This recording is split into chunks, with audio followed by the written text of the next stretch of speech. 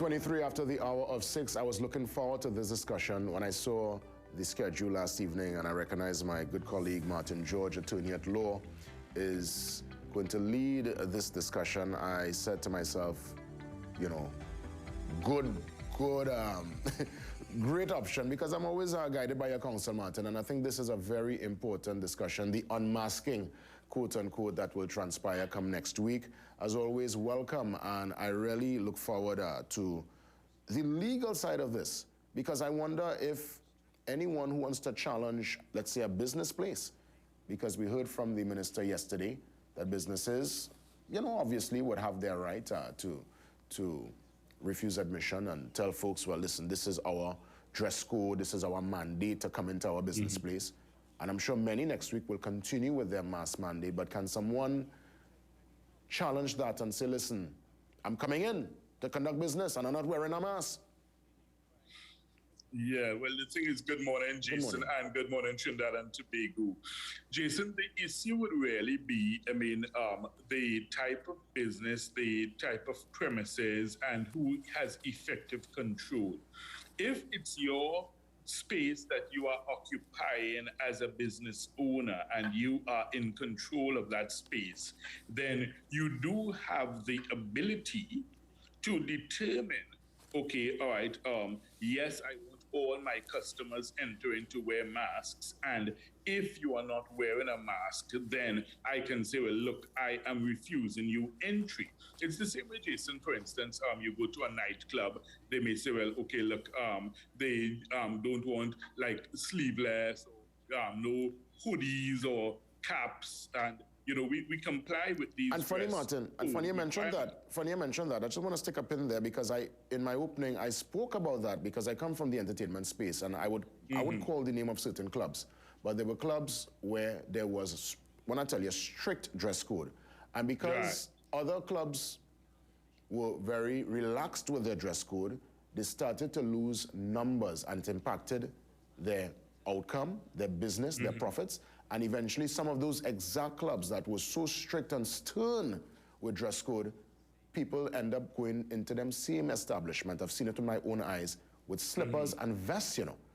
They literally drop all their standards to ensure that they can get the alcohol and the profit margins going. The sales going, yes, and the ticket sale. So, you know, ultimately the customers, I think, have the power and the control. That's the point. You see, it is really going to come down to, a business decision and, of course, a health and safety decision. While I could understand a business owner wanting to protect its customers and its staff and its employees and I guess its directors and shareholders, you have to balance the scales to see, well, okay, does it really make good business sense for me to continue this policy? Now, if you are running, say, for instance, Jason, a private medical facility, one could understand that you'd want to insist on that. And I think members of the public may be even more understanding of you insisting that, look, hey, if you're coming into this private hospital, you need to wear a mask, because at the end of the day, you don't want someone coming in and running the risk of spreading COVID to your patients, your staff at the medical facility, etc. And if you recall, because I always like to, reference the legal scenario, if you recall the hospital in the USA, I think it was in Maryland, where 187 hospital workers were fired because they refused to take the COVID-19 vaccine. And the court upheld the decision of the hospital in that regard, because it said, hey, listen, this is a health facility and the management do have a reasonable right to insist on the vaccination. So therefore, the same thing could extend to masks at a private medical facility or even at your private doctor. The private doctor may say, hey, listen, if you're sitting in the waiting room here, you must wear a mask.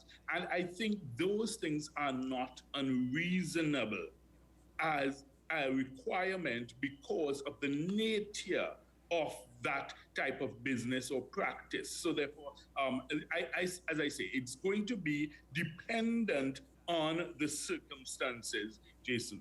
Yeah. But what I would say is that in terms of a an ordinary member of the public challenging a business place or challenging, for instance, if the government says, well, okay, look, at government offices, we're gonna keep the mandate and say, look, you're gonna have to wear it. Or at an airline, say for instance, if Caribbean Airlines says, look, you still have to wear your mask on your flight, just remember those types of rules and regulations have been challenged repeatedly in the courts, and they have been struck down each time in terms of the challenge.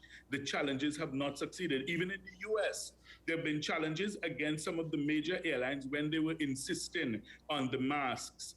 And the courts in the US struck down the challenges. They said, hey, listen, in the circumstances, it is not unreasonable for the airline to insist on that. So say, for instance, even on the ferry, I don't know what is going to happen there between Trinidad and Tobago if the Port Authority has taken a decision on this or if they've issued any statement. But what would be necessary, Jason, in those circumstances would be for, if it is, for instance, CAL, if they would issue a statement very clearly, cogently, and comprehensively, making the public aware, hey, listen, notwithstanding the government's official relaxation of the mask mandate, we as an airline, we intend to keep it because of, health and safety concerns, and we see it for the greater good, etc. And you explain it. If that is done in advance, I think it makes it a lot easier for the public to accept. It will prevent any confusion. I also look forward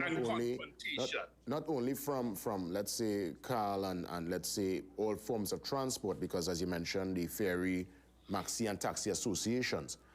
I know the banks, I'm sure, will have to make a statement. I'm sure the banks will probably be happy because the mask, it conceals people's identity. There is a bank right now where you can't wear a hat to enter. Again, we won't call any names per se. So certain banks, there are security measures to ensure that the cameras can get the person's face in case there's any action that is foul. Right? So I'm eager to see what the financial institutions are also going to put out. However, what about employees? We dealt here with customers, those coming to conduct business. What about those who work in organizations and the employee that is telling the employer, I've been wearing the mask for all this time, I'm congested, I can't operate under these circumstances anymore.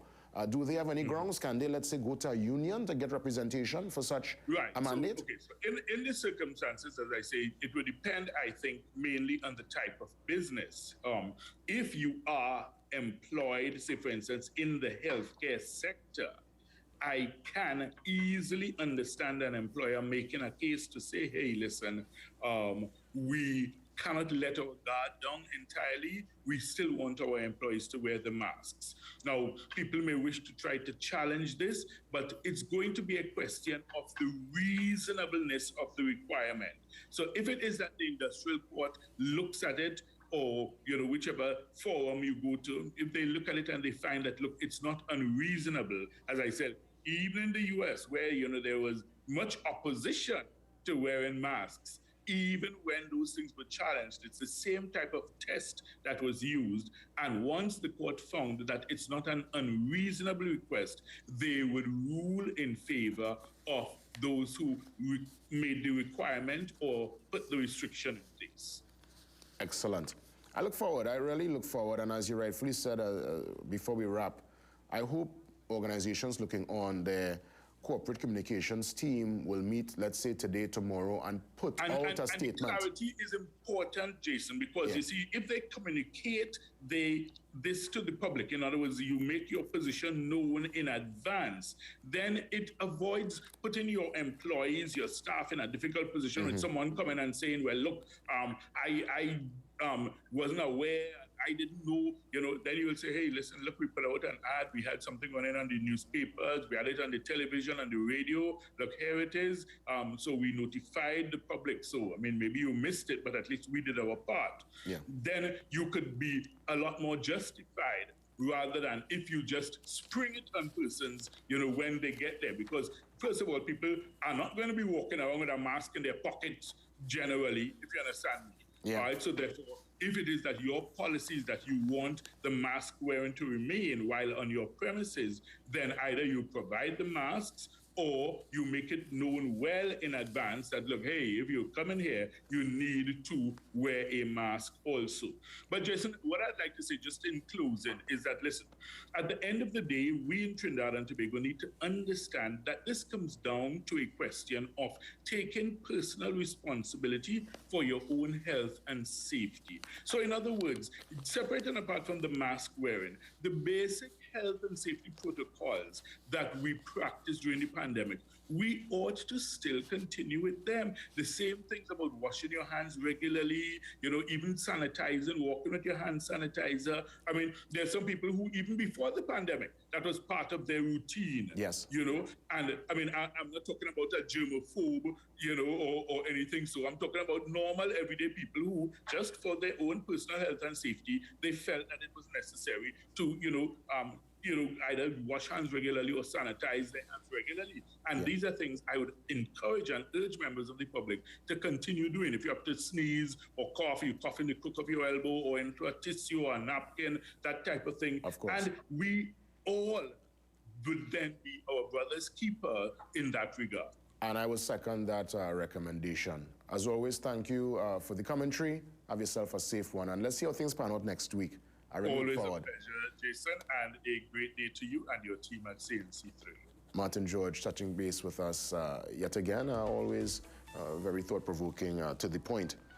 We come back with the Police and You segment. We're going to put things a bit earlier today for the Police and You. Officer Lau, he joins me after the break.